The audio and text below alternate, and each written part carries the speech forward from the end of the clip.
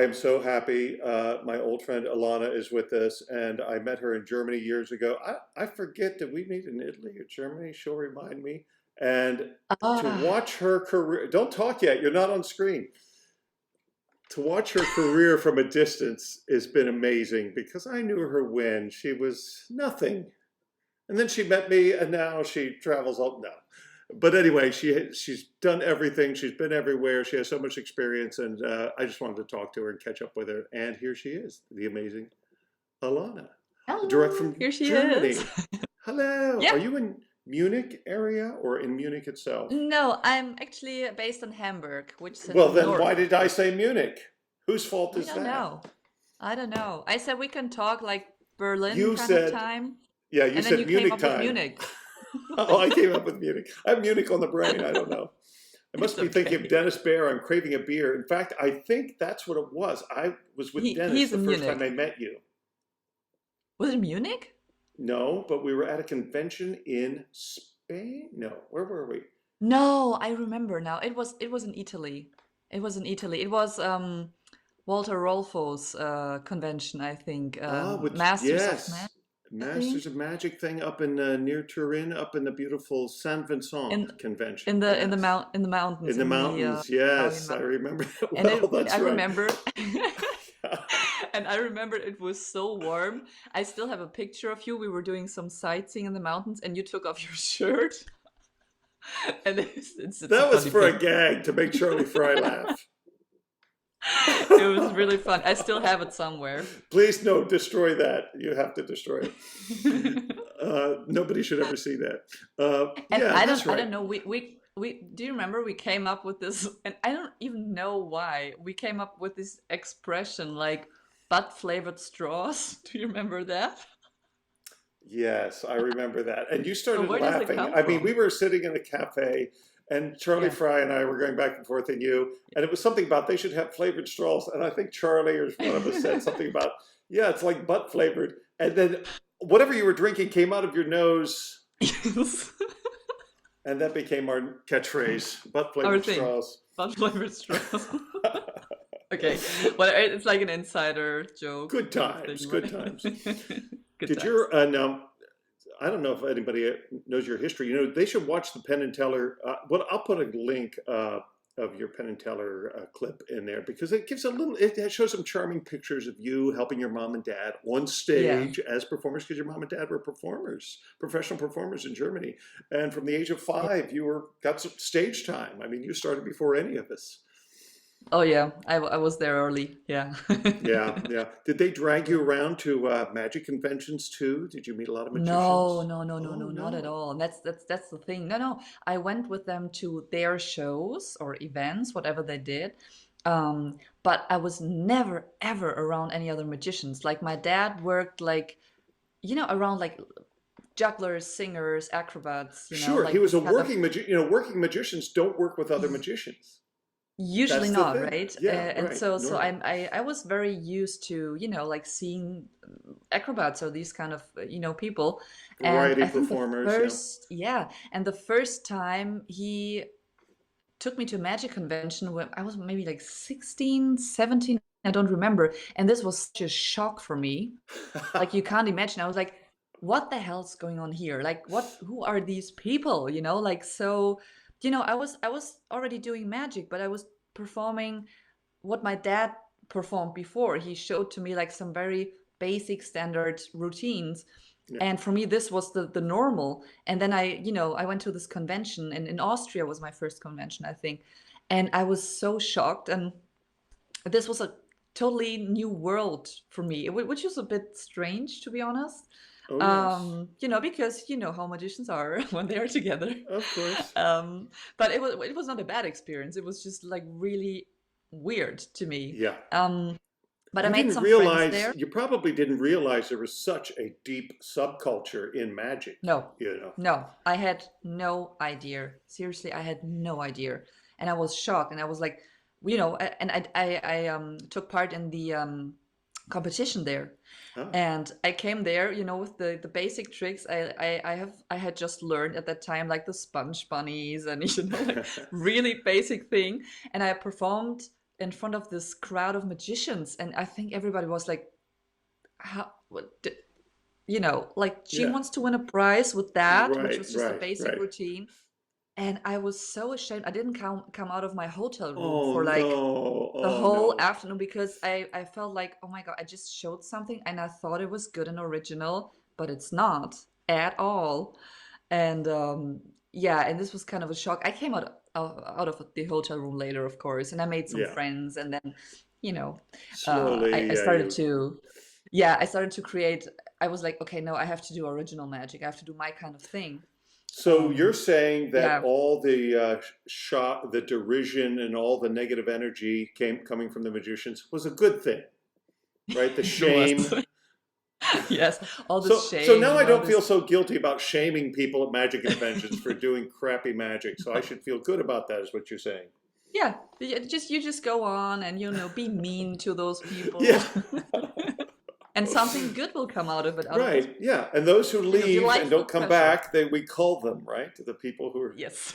and those with the stamina like you and the will to, it's like a Yeah, and survival of the fittest. yeah, it was kind of like that. I was like, okay, if I want to survive in this world, I Yeah. have to do something, I have to, stand up, and I don't know, I didn't know what, but then I was pretty fast, very sure that I would that I would just work on really my stuff that I feel comfortable with, But it's and interesting that you didn't go away and go, screw these guys, screw this world. I don't want to be a part of it. You were like, I still want to be a part of it. And if I yeah, want to be a part of it, I need to work because on stuff. apart from these mean magicians, there were also a Yes. lot of like encouraging, That's important. friendly people I don't know that told anybody me like like, that, but yeah, I know I hear some of her out there. and like and well, what I think I had, because I had done so many shows with my dad before. I already had kind of a good stage presence, let's say, already Yes. at that age, You because I did understood so how many to shows with present. him.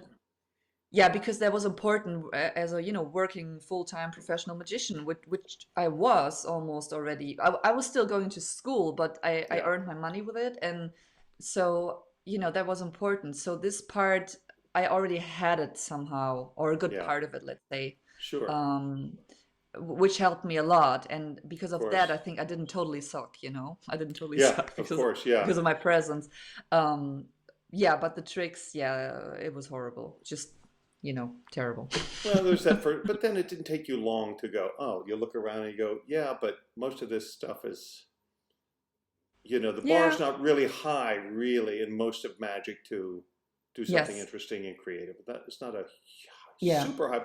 But when somebody Yeah. does do something new and creative, they are rewarded, in Oh the yeah. world of magic, but also This I have commercially, to say. like you. Yeah. Yeah. Also, like my dad always said to me, like, yeah, okay, for the magicians, it's very original, but for commercial shows, it doesn't matter too much. I don't know. Yeah, somehow it's true, but somehow it's not true, because I think that also like the layman, the commercial people, they also feel it somehow You're if you touching on have something your, that's yeah, very interesting there. It's a fuzzy little gray area, and people don't talk about this a lot. But yes, yeah, you're absolutely right. There's yeah, that feeling of, well, it's good enough for the layman, or yeah, this yeah. always This kills. is, This standard routine has been proven yeah, again and again yeah, by other performers. yeah, But you're right. yeah. Laymen can smell Which when they it's can kind smell. of, Well, it's true that the basic, I have seen it for a million times. Routines they can kill. They can. I don't say anything against it, but yeah, also still, I think it helped me a lot also in the commercial field to have something original, because the people who book you say, "Oh, I have never seen that before.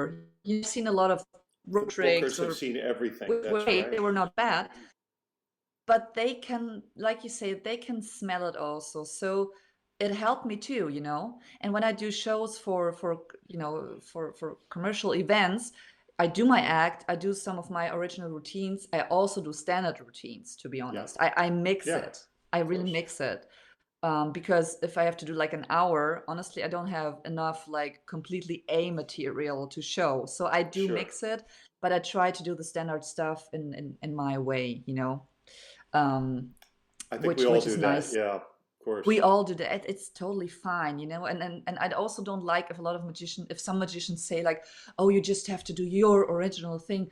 No, also not true, I think, you know. Right. You have to make it your own, and it's okay to do standard stuff, but it does help, in my opinion, to really put your stamp on, you know, Well, on I think it routines, goes, or to even develop like a material, you know. of It course, it did goes help me a back lot. to the old saying of it's not what you do, it's how you do it. It's how you do it. Yeah, it's how you do. Also, if you have your own original material and you perform it in a very bad way, also doesn't help you too much, right? True. Yeah. I've seen Yeah. that too. Yeah. So, Did you yeah, enter a lot of, did you enter competitions after that first one? Did you do a lot of competitions growing up? Or was that, I I stopped for a couple of years, and then when I had my first original act, my shoe act, I shoes, remember very the shoe important, act. very Yes. important, shoes. I always have them with me, you know, just I to know, show you're you. like, My shoes. Um, yeah, it was my shoe act, my parlor act, speaking act, I remember my which shoe I act. won. When my first shoe act came out, it wasn't as Yeah, popular as yours. I didn't win as many awards. yeah, I have a million shoes, but you know, guys I have usually two. have like worn out slippers or sneakers or something. You know, yeah, that proves Yeah, it. No, yeah, but that was the shoe act, a mentalism piece, which is more kind of funny, you know, with shoes, which I still sure. perform, which I'm still developing somehow, but I still Really? perform it. And then, yeah, but then, you know, I was speaking and I wanted to work internationally. So with, even though my English is fine enough, I think, for, you know, like going to Asia or to some other countries, even with English, sometimes you don't get far. Yeah. So I was like consciously saying I want to do something to music that I can perform everywhere. And that's how I started to, you know, to try to find something to music which is my own, which would have never been possible without a few people to help me. I wouldn't have done it alone, for sure not. Who were Um, some of the people who helped you with that? oh, the most important person was Topaz. That I was going to Um, say. I bet it's Topaz. yeah, Yeah. well, yeah, he at that time I think he didn't help too many people, but we met on, well, actually my dad booked him for a show.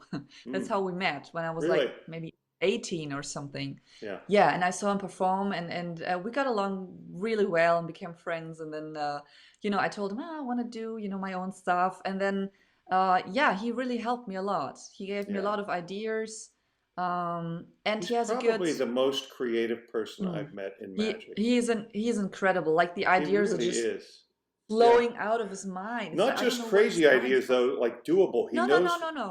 how to Yeah, make it happen on stage in a live performance, which yeah. is, And he's a hardworking person. He yeah. really is like one of the most hardworking persons He's I serious know. You about it. know, He's serious about it. It's he's not a really game serious game. about it.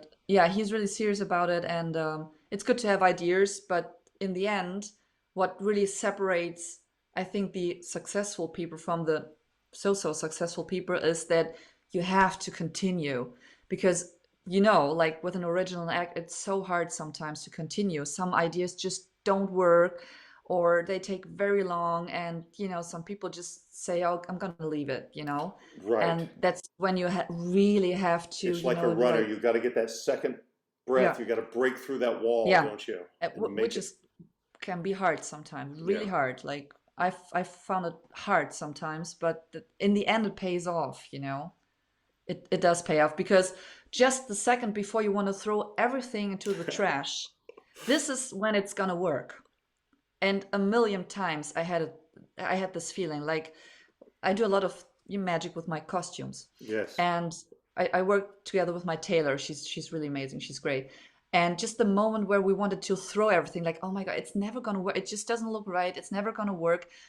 And then you go a little step further, and then it's gonna Boom. It work all falls in place. in like 90% of all the cases with that. It was like this. So So I can just this act you put together, this amazing, mm, amazing act. And I remember the first time I saw it, thank I didn't you. know what the hell was going on. I was like, "What? Are there two people inside that dress?" You know, I didn't know what was happening. Uh, Exactly. yeah, it was so good, and it was like nobody's ever seen anything like it. It was so great. Um, Yeah. when you, what's the first time you did that in front of an audience? Were you scared? I mean, you rehearsed it a lot, Oh I'm yeah. assuming, or not. I don't know. Scared to death. Scared to death. Yeah, of Yeah. course I rehearsed a lot, but still scared to death. Like I for me it's always like this. If I perform a Who new was the first routine, a audience that new saw that, though? Who was the first audience? it, oh, I think the first, I didn't perform the whole act the first time because Right. the first time it was just the ear. I started with the earrings, not with the hands actually. I started with the earrings part, and I performed it at a private party. Even though it was a stage act, I just was just on the floor somewhere, standing on the floor. There was no stage, no lighting, really, nothing. But it was a show that my dad was booked for, but I always went with him actually. And yeah, it was maybe just like 50 people in a rehearsal dress. It was not the final one. Uh-huh. And like I always feel like an animal that's being chased when I do something for the first time. Like you're too fast, you're too much in the face, like Yeah, the like adrenaline too is, much. yeah, The adrenaline is just floating through your body, and it's just too much. But it's always like that the first time. yeah, I can't help it. of course. And it got quite good reactions. And honestly, the earring part didn't change a lot since that. It changed a bit, but not too much because it just worked. Yeah. Um, I was lucky with it. And then the hands, like I think maybe like 2 months later, I put these two parts together and performed it for a company. That Nothing, act, no magicians yet. that act is taking you around the world once magicians saw it and bookers Yeah. saw it, right? It's taking you around the Yeah. world. Yes, Yeah. it really did. It really It's did. kind of like, I Because remember, McBride always talked about having that kind of guerrilla, that 4 minutes, that killer 4 minutes, like, Rudy Kobe had his legs, and, I yeah, was which is always also like jealous. 4 minutes, right? Yeah, exactly. Yeah. I was always jealous of you guys who had this killer silent act, to music that you could take all over the world. You could work any venue, you could work TV shows, and I could never put something like that together. It was like, it's so great, but it's hard to Yeah, achieve that. It's hard to it achieve is. that, you It know? is. It is hard, and of course it's hard work, and it's a little percentage of luck, maybe also. I don't know. Yeah, Most of it is hard work, but of course. But it's maybe it also a is. great Yeah. idea. I mean, it's just so appealing. The act is so great. Yeah, the hands part for me, it was never like magic, magic. It was more because I wanted to be feminine on stage, but I didn't want to be a cliche completely. Like a I feminine understand exactly what you're cliche. saying. I think you were able to thread that needle, so to speak, of, I I think doing so, things with and fashion and doing things, that, yeah, but the hands part feminine, breaks it a but bit the hands because breaks through everything. And you know what it is? It's high yeah, level clowning in a way, exactly. That's how I in the see best it. sense of the word. Yeah, yeah, yeah. That's how I see. I don't see It's it as magical, as magic. It Right. is magical maybe, but it's not magic for me. And sometimes magicians come up and say, "Oh, like that's not magic, really." And I said, "No, but I don't care. I Yeah. just like to do it." And it's kind of it's a picture somehow Of also. course, it's a It's a performance picture. piece and it's It, wonderful. it's a it's It just a pic. works. It's a picture, a picture that really works. And the earrings technically they're much better, they're much better. But the people speak about the hands. They never speak about the earrings, actually. I'm going to put your Um, Instagram up here. Wait a second here. People can yes. follow you at Alana Magic, correct? Alana Magician, yeah, that's Alana correct. Magician. But on Yeah. YouTube, it's Alana Magic. If they want Yeah, to go check out I some of your couldn't, videos. yeah, of course you can do that. You had a one particular video that I was really interested in, and that's one of the reasons I wanted to talk to you, because I haven't talked to you for a long time. It's been a while. Last time I saw you was at the Genie Convention, I think, in Florida, Was it maybe really? Oh seven, eight gosh. years ago. Yeah, it's been a while. That was 2015, I It think. was? 15, I think it was. Oh, Yeah. 6 years ago. Wow, Okay. 6 years, yeah. Crazy. But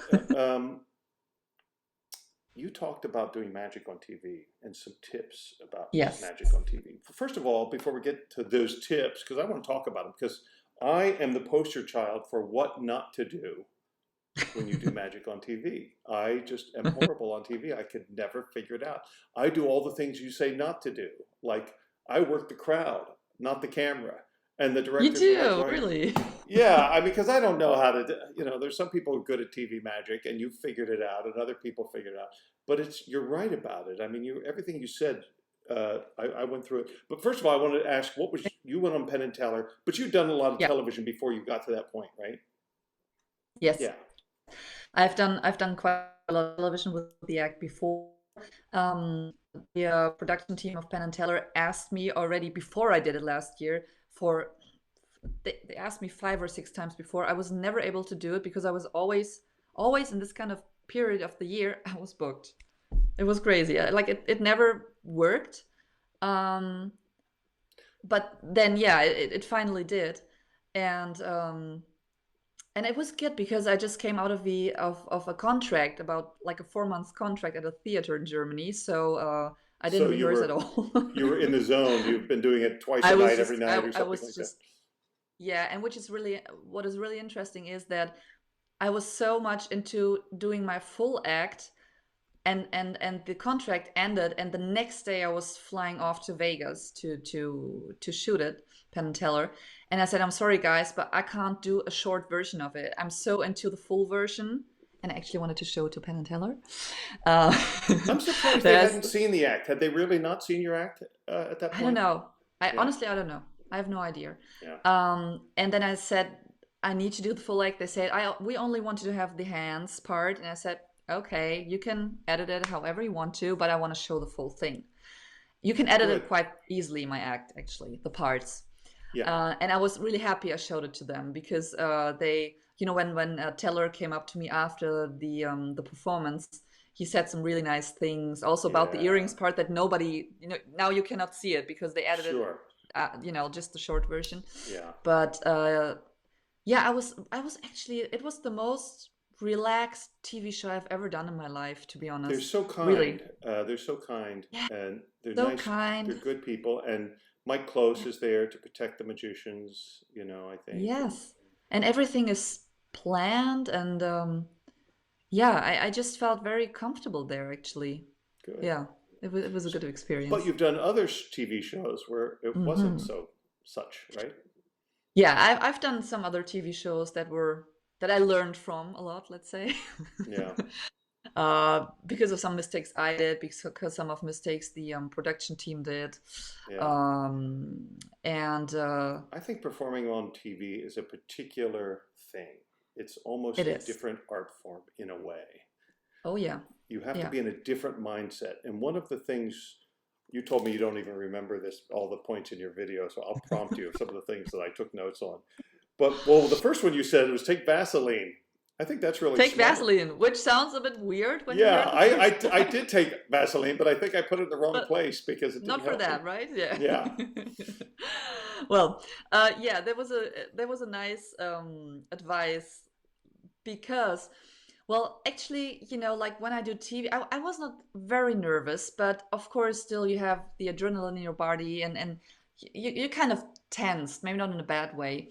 And what happens to me, also for like shows for theater, usually like my lips or my mouth gets very dry. Yes. I don't know if you had that. Sometimes when you're nervous, it's normal. Yeah. Your mouth gets dry, and then my lips. It was horrible when I walked on stage, and after like 10 seconds, I felt like. Like that, seriously. And I was because everything kind of gets all... Yeah, everything that was it was stuck to my gum. My lips were stuck to my gum and my teeth. And I was like... And there's nothing you can do about it. You're constantly going... No. And it was so irritating. I was just so happy that I did my act for 4 months in a row before. So it was kind of a automatic thing, to be honest. Because I was so... Yeah, I was so busy. So in your head, you're thinking about your lips, but your body's doing the act. Yeah, and I wanted to watch with the eyes like that at the screen that show, for the live audience, like does it look like that? But then I was like, no, you can't look there. It looks stupid, you know? You have to look, straight. And thank God on camera you don't see it. But, um, the best thing is to put Vaseline a little, not too much, right? You Yeah, don't want yeah, right. You don't want to dripping you down, don't like want to, drooling like a rabid dog. Yeah. have it dripping down your chin. Disgusting.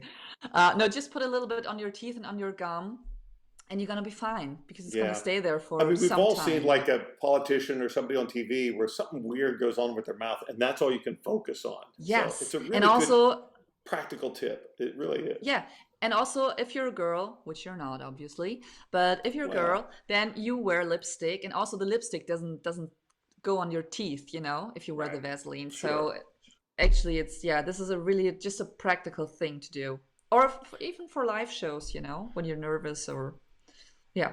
The other point you said was trust the producer. And I don't know exactly what you mean by that. It's like they know their show, they know their timing, they know their Hmm. camera angles, they know their lighting, they know their cameraman. So you kind of trust Yeah, what they say.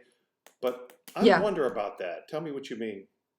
Well, yeah, actually, what you just mentioned, because they know the angles and stuff. They've seen, like, for Penn and Teller, it was like this. I performed act in front of like 4 people in a little room in at the Rio, on a carpet, Yeah. and Michael Close was watching, and he liked most of it. But just when my hand goes through my body, I usually go into profile, and he said, please don't do that, please stay more or less straight, and go like that.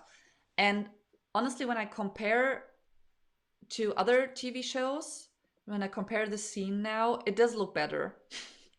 It does look Okay. better. So I don't say trust the producer completely, a hundred Right. thousand percent, but sometimes they are really right. Or he Especially told if me it's to, Michael Close and they know magic.